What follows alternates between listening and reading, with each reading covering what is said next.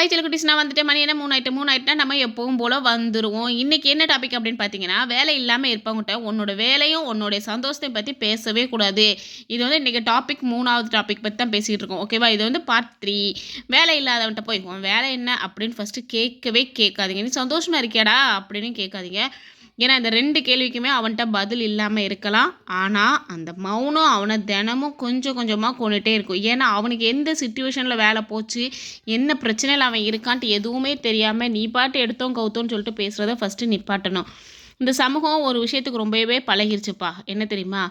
ஒரு மனுஷனை பார்க்குற முன்னாடியே அவனோட மனசையும் பார்க்காம அவனோட வேலை என்ன, அந்த வேலையை வச்சு தான் அவனுக்கு வந்து மதிப்பு, மரியாதை, அங்கீகாரம் எல்லாமே கிடைக்குது. அவன் நல்ல வேலையில் இருந்தானா அவனை தலைமையில தூக்கி வச்சு ஆட்டுறதோ, அவன் நல்ல வேலையில் இல்லைன்னா அவனை வந்து ஒரு மனுஷனாக கூட மதிக்காமல் இருக்கிறதுமே இந்த சமுதாயத்துக்கு வந்து ஒரு வழக்கமாகவே போயிடுச்சுன்னே சொல்லலாம். நல்ல வேலையில் இருந்தால் என்னமோ பெருசாக நம்ம கிரீடத்தை தூக்கி தலையில் தூக்கி வச்சு ஆட்டுற மாதிரி ஆட்டுவாங்க. பட் ஆட்டுங்க, ஒன்றும் பிரச்சனை இல்லை. ஆனால் வேலை இல்லாதவன் முன்னாடி நின்று ஆட்டாதீங்க. அது வந்து அவனை வந்து ரொம்பவே கஷ்டப்படுத்தும்.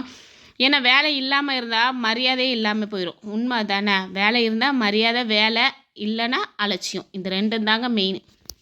இந்த சமுதாயத்தை பொறுத்த வரைக்கும் வேலை இருந்தால் மரியாதை தாராளமாக கிடைக்கும். அதுவே வேலை இல்லைன்னா நம்மளை ஒரு அலட்சியமாக தான் பார்ப்பாங்க. யாரும் நம்மகிட்ட வந்து ஒரு சஜஷன் கூட கேட்க மாட்டாங்க. நம்மகிட்ட வந்து நார்மலாக பேசக்கூட மாட்டாங்க.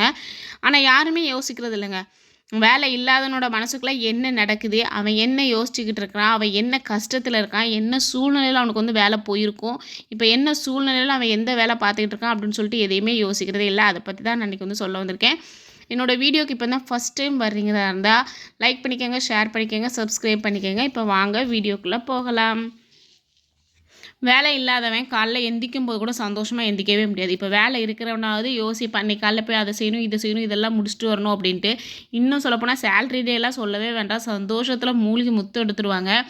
பட் ஆனால் வேலை இல்லாதவன் வந்து அப்படி இல்லைங்க. எந்திக்கும் போதே யோசனையோடு எந்திரிச்சிட்டே இருப்பான். அவன் மண்டையில் 1000 விஷயம் வந்து ஓடும். இன்றைக்கி என்ன பண்ணுறது, எங்கே போகிறது, யாரை பார்க்குறது, என்னத்தை செய்யலாம், எப்படி நமக்கு வேலைக்கு ட்ரை பண்ணலாம், இப்படிங்கிறது மட்டும்தான் அவனோட ஒவ்வொரு கேள்விகளாக இருக்கும். இதை மட்டும்தான் அவனோட ஒவ்வொரு நாளோட தொடக்கமாகவும் இருக்கும். அப்படிப்பட்டவங்கிட்ட போய் இப்போ எந்த கம்பெனியில் வேலை பார்த்துட்ருக்க, இன்னுமா உனக்கு வேலை கிடைக்கல, எப்போ தான் நான் ஜாயின் பண்ண போகிறேன், இப்படியே இருக்கலாம்னு நினைக்கிறியா, இப்படியே உன் லைஃப் போனால் அப்போ உன் குடும்பத்தில் யார் பார்க்குறா இப்படின்னு கேள்வி கேட்குறது. அவன் என்ன வேணும்ட்டா வேலையை விட்டுருப்பான், இல்லை வேணும்ட்டா இந்த வேலையில் இருப்பான். அவனோட போதாத நேரம் அந்த வேலையில் இருக்கான். அதுக்காக நீ கேள்வி கேட்ட உடனே அவனுக்கு வந்து நல்ல வேலை கிடச்சிருமா? ஏன் அவ்வளோ வியாக்கியானம் இருந்தால் நீங்கள் கொடுங்களேன் பார்ப்போம் அந்த வேலையை, இப்படி தான் அவனுக்கு தோணும். பட் இந்த மாதிரி நீங்கள் கேட்காமல் இருக்கிறது இன்னும் ரொம்ப ரொம்ப நல்லது. பட் இந்த கேள்விகள்லாம் அவனோட சுயமரியாதை தான்ப்பா கிழிக்கும். அவனோட வேலை சரியில்லாததால் அவன் ஒன்றும் கெட்டவனாக இல்லை, சோம்பேறியாகவும் மாறலை, திறமை இல்லாதவனாகவும் இல்லை. அவன் இன்னும் அதே மனுஷன்தான். மனுஷன் தானே. அவன் உன் ஃப்ரெண்டாக இருந்தால் கூட ஃப்ரெண்டு தானே. உன் ஃபேமிலியில் இருந்தால் கூட உன்னோடைய சொந்தக்காரங்க தானே. நீங்கள் தான் அவங்கள ஃபஸ்ட்டு மதிக்கணும். வேலை இருக்கும்போது அவனை எந்த அளவுக்கு நல்லா மதிச்சிங்களோ, வேலை இல்லாத நேரம் அதே மாதிரி மதிக்கணும். ஏன்னா வேலை இருக்கும்போது அவன் அள்ளி கொண்டு வந்து போட்டது உன்னோட ஃபேமிலிக்கு தானே.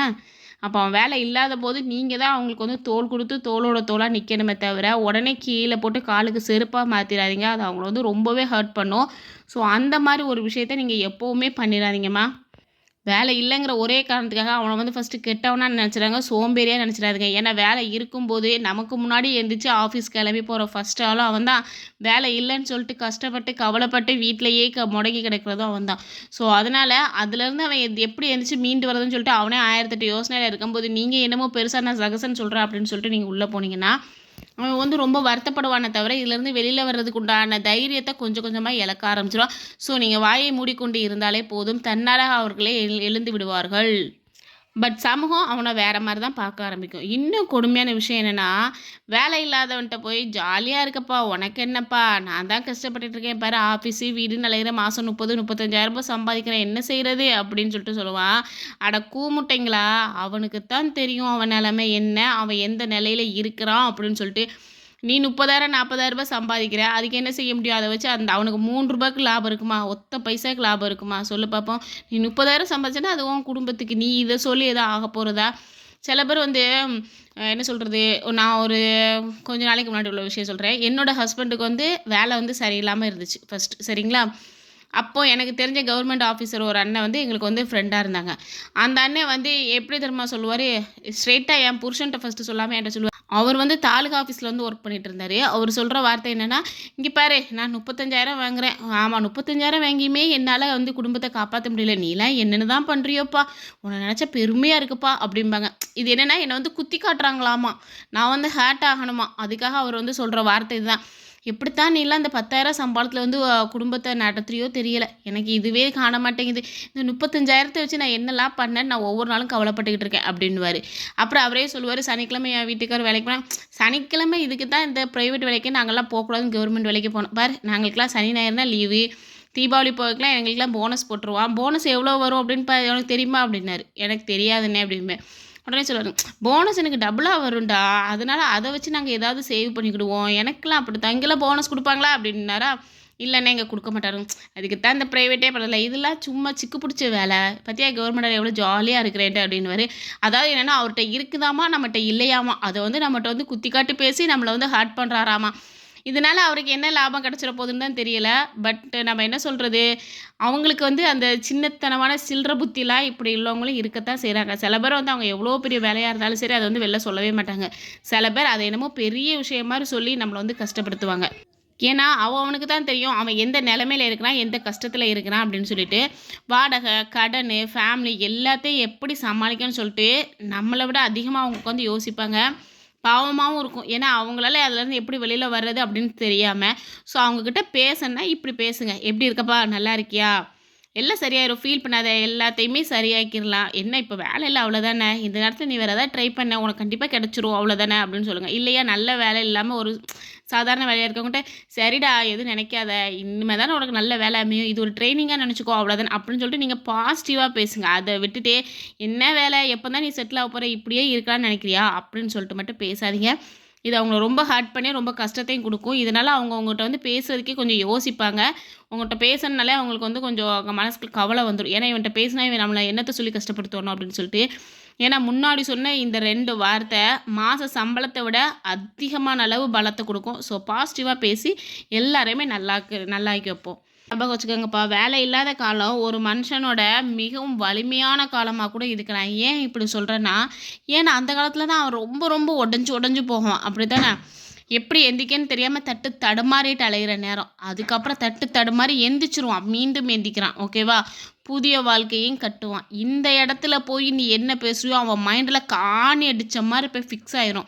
கண்டிப்பாக அவன் முன்னேறி வருவான். அப்படி முன்னேறி வரும்போது நம்ம அந்த மூஞ்சை எங்கே தூக்கி போய் வச்சுப்போம். ஸோ யார்ட்டையும் இந்த மாதிரி பேசாதீங்க. ஓகேவா, ஃபஸ்ட்டாக வேலை இல்லாதவன்ட்ட உன் மகிழ்ச்சியை பற்றி பேசாதே, உன் மகிழ்ச்சியை பற்றி பேசாதே, உன் வேலையை பற்றியும் பேசாதீங்க. சரிங்களா, அவன் போராடிக்கிட்டு இருக்கான், மௌனமாக அழுதுகிட்டு இருக்கான். ஒரு நாள் அவன் மீண்டும் எந்திரிச்சு நிமிந்தே நிற்பான் பாருங்க, அப்போ இந்த உலகமே அவனை பாராட்டும். அது வரைக்கும் அவனுக்கு கொஞ்சம் டைம் வேணும், அவ்வளோதான்.